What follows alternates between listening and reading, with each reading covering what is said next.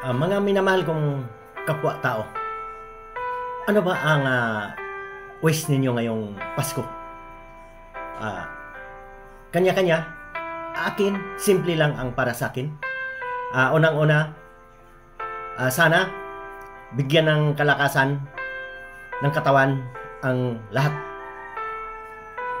at sa ang aking buong pamilya at sa kaduluduluhan ng mga kamag-anak.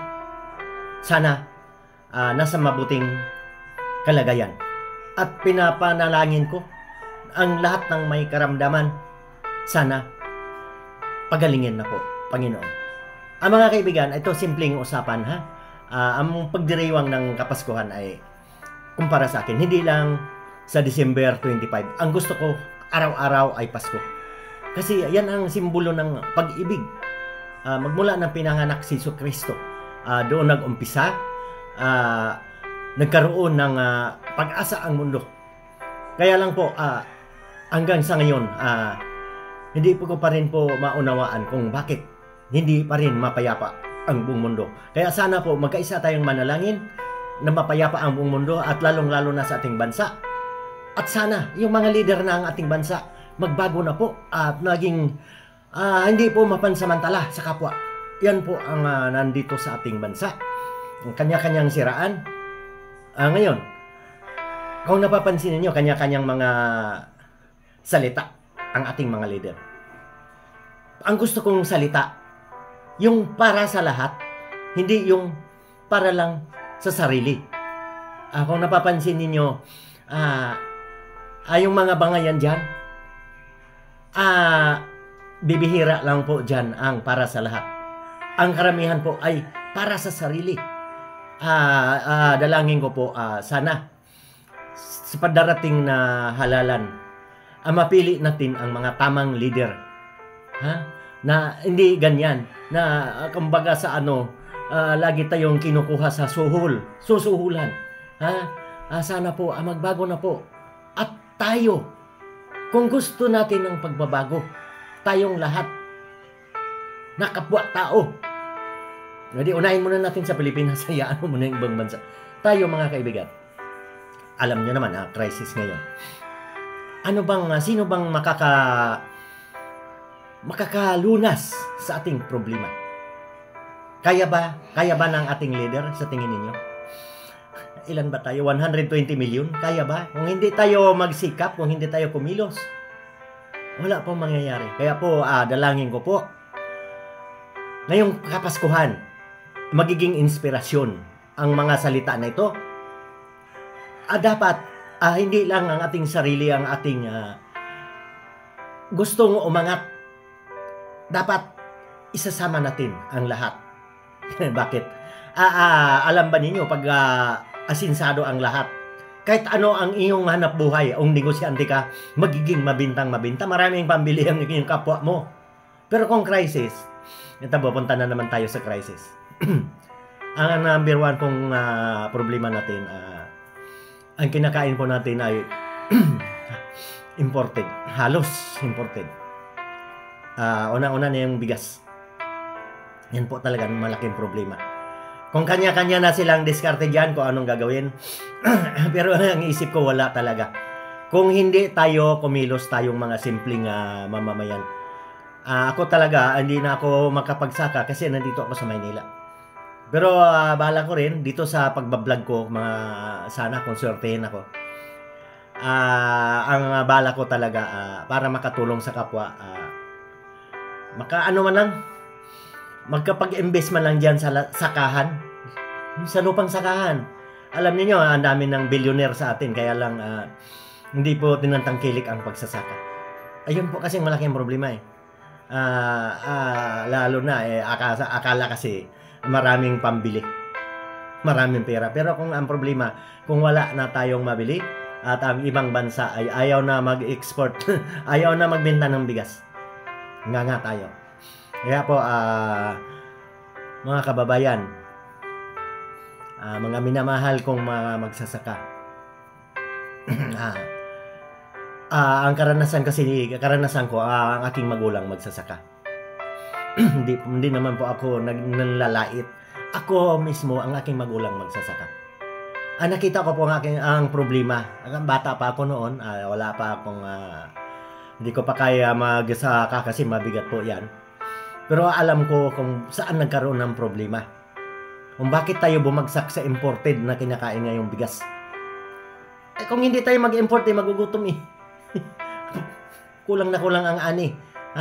Ito ang isang sample, mga kaibigan. Hindi na ako maghanap na pang ibang tao. Ako. Ang sinasaka ng aking magulang, maliit. Pag inani, kulang na kulang namin kainin. Kasi alam niyo, mais. Halos 4 na buwan yan, antayin mo. Isa tingin ko, yung ani namin, wala pang 2 buwan, ubos na. Kung magtanim ka man, wala pa. Tutubo pa lang yan eh.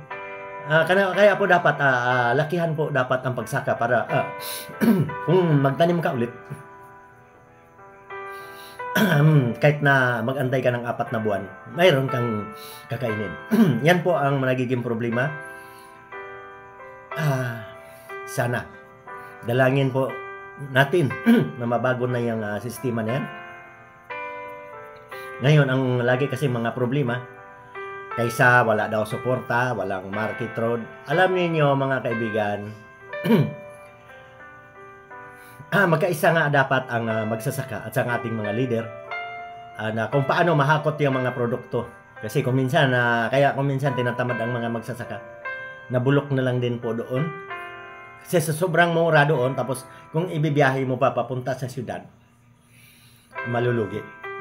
Kaya po kung minsan, kagaya ng kamatis, mahal ngayon dito sa Manila. Pero doon sa Nueva Ecija, doon sa parteng Baguio, sa malalamig na lugar, pag sumubra ang kamatis, tapo na. Bakit ayaw tulungan ng ating mga leader? Dapat gagawa ng sariling pabrika ng tomato sauce. Wala eh. Para bang tinuturoan ng mga tao na magiging hindi na magsipag. Lalo na ngayon may darating na eleksyon. Ang daming ayuda. Yan po ang hindi po ganyan dapat kasi po kung may ayuda, salamat. Pero hindi po yan kasi magkano lang yan eh. Kagaya ng mga kadiwa. Napakaganda ang kadiwa. Ilan lang bang mabibili? Pipila ka pa doon. Kung limbawa ako, may limit eh. Butik makabili ka ng kung may pira ka, isang sako. Hindi kilo-kilo lang. Kung pumila ako, makakatipid man ako ng limbawa, ito ang aking channel talaga mapupulutan ninyo ng aral. Pag pumila ako, ang mabibili ko, palagay natin 5 kilo. Makaka-discount ako ngayon ng lakihan na natin, 10 pesos per kilo. 50 pesos. Kung pipila naman ako doon, magbiyahe pa ako, lugi na. Magkano ang isang oras ng isang tao kung ikaw magtrabaho? Kung ikaw ay tambay, ayun na lang. Alam niyo ang isang oras ng isang tao kung ikaw magtrabaho, nasa, palagay na natin sa 30 pesos pataas. Yan na po ang pinakamurang oras ngayon sa minimum wage. Kaya po sana isipin po natin mabuti, napakahalaga po ang trabaho. Huwag po tayong yung mga nagbablog dyan na naghahanap ng mga tambay, nako, bagsak kayo sa akin. Hahambalusin ko yung mga tambay nyo. Hindi po ganyan. Kung mag-vlog kayo, yung sisipagin ng tao. Mayroon na akong na mga vlogger daw ng mga tambay eh. Naghahanap sila ng mga tambay. Ini-spilled pa ninyo. Kung magutom ang mga anak niyan, di bale, kung mga tambay ka, di bale, kung sana hindi ka na makakain, mamamayat ka. Kasi matataba yung mga tambay. Madadamay doon yung mga anak. Huwag po natin ganyang mga ginagawa ba natin na biro ang ating pagbablog. Kailangan makatotohanan. Sana may makuha kayong aral.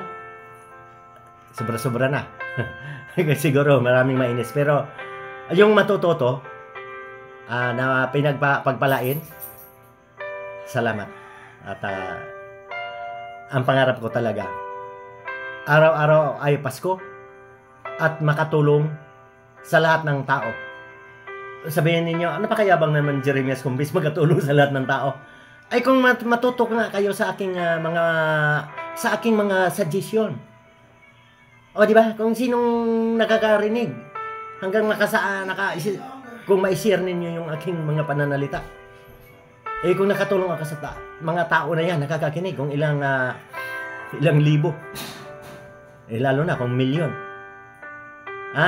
Na masinso. Maraming salamat. Yan ay atin lang kasi kanya-kanya ngayon pasikatan kung paano mga Christmas wish. Iba naman sa bagong taon. Sige, Merry Christmas. Yun yung mga padalhan ko ngayon, si Daniel, si Elida, kasi nag-ulan kasi kahapon, hindi sila nakapunta sa Pajikas, mga kapatid.